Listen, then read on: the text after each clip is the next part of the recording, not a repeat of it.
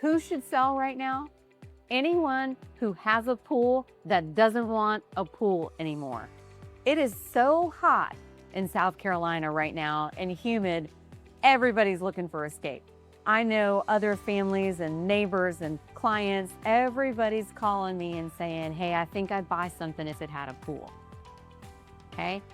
This is the time of the year to take advantage of this heat. I think this is going to go down as one of the hottest summers on record in South Carolina. I think we've had 39 to 40 consecutive days of 90-degree weather. We've even sniffed 100 degrees. It feels like more than once. It's what we call at my house, a 2-shower kind of day. So you haven't missed your chance to sell a house with a pool.